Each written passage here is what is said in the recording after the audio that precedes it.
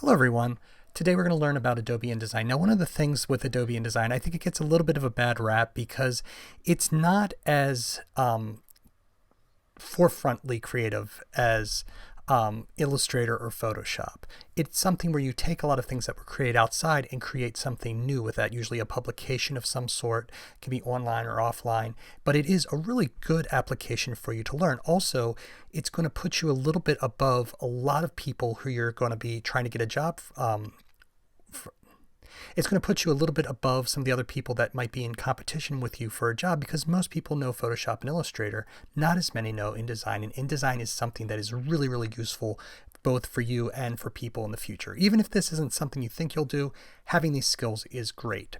Now I usually don't start with this little opening screen, but I do want to talk about this because this is a little bit more important than it would be in Photoshop or Illustrator. So we're going to create something new. You can see you have some of your default sizes right here, and you have all of this information over here. Now, by default, you can see that these are all with this P, which is something called picas. We'll learn how to change that in a minute because there are some professional designers that really like picas. I think for most people, it just makes more sense to think about things in inches and stuff like that. So you can see there's some recent, print, media. Let's just go to print. So we are going to assume that we're going to print this, and let's do letter half. And what that's going to do is that's going to actually create a half of a letter page. So that's something that's brought over. You can also hit preview here to kind of see what that looks like. There it is. And then we're going to hit create. All right, we'll close that up. It really wants you to learn all these things. Just close that up as well.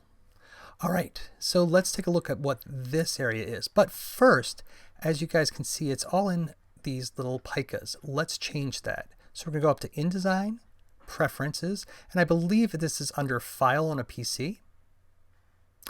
And then we're going to go and find the, I believe it's Units and Increments right here. And we're going to change this from picas to inches, just because it'll be a little bit easier for us to see. Now, if we hit OK, you can see that this is 5.5 as opposed to all of those picas. All right, let's take a look at all of these items. So you've got InDesign, very similar to Illustrator, is a vector-based program mainly. You can place raster-based images in there, and we're going to do that in just a second, but you've got your two arrows that work very similarly. You've got your page tool, which works very similarly to the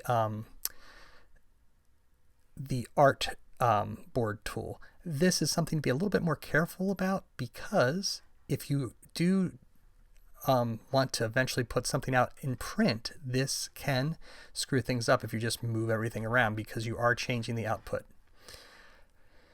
This is the gutter or gap tool. This will change the space between different lines or columns of text.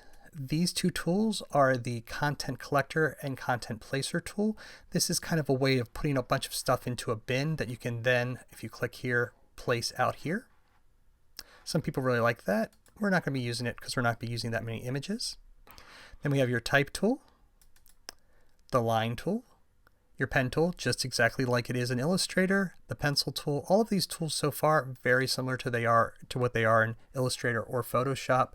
This rectangular frame tool is basically a way of placing where, if you're going to do a basic layout, if you expect an image or something to show up, but you don't have that image yet, that's what that tool's for. You've got your different ellipses, all your different regular tools, your scissors tool, your free transform tool. And this is going to be important because if you want to scale something, it's a little bit different than what you'd expect. And that's one of the things. Your gradient, your notes, your color theme, hand, zoom. Once again, the hand and the zoom both work with Command plus and minus with your zoom and the spacebar. Where that can cause a problem is if you're in the middle of a text document and you hit spacebar, it's just going to create a space.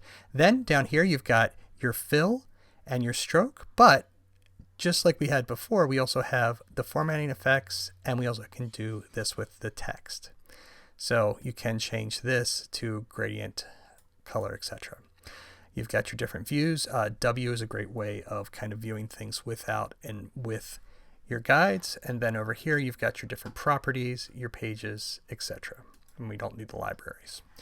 Just like all the other ones, you can go into here and into your workspace and change these into different options. And I will do this a lot more when I'm working with InDesign, because the modes that you're using for are very different. So for instance, if I wanted to work with in the typography, I can go over to the typography mode. But here we'll just go to our essentials. All right, let's actually get into talking about the basics of InDesign.